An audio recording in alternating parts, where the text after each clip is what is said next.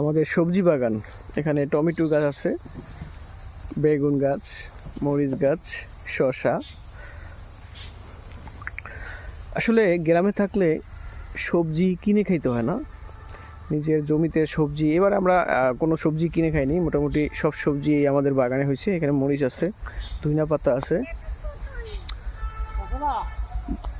গতকাল ঝড়ে অনেক আম নষ্ট হয়ে গেছে, তবে এখনো যে আম আছে সবগুলো যদি পরিপক্ক হয় আমরা আসলে আম কিনে খেতে হবে ইনশাল্লাহ।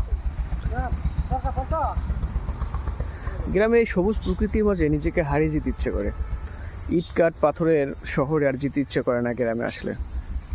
গ্রামের সবুজ বাতাস, প্রকৃতি এক অনন্য সৌন্দর্য। আমার ছেলেকেও আমি গ্রামের প্রতি এক ভালোবাসার বন্ধনে আবদ্ধ করতে চাই।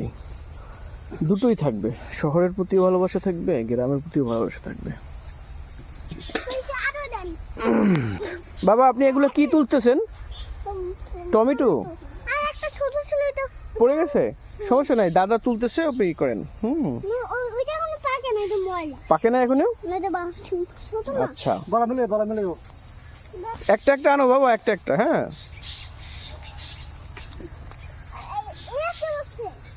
জি।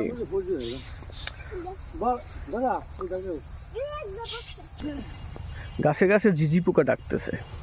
ঝিঝি পোকার আওয়াজ গ্রামে আসলে এক পরিচিত শব্দ।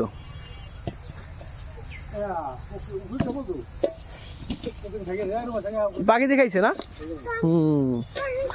হয়েছে খুব ভালো। এখন আপনার অনেক হয়েছে, অনেক খালু যা আছে এটা যদি থাকে মানে খাইয়া বিক্রি করতে পারেন আপনি।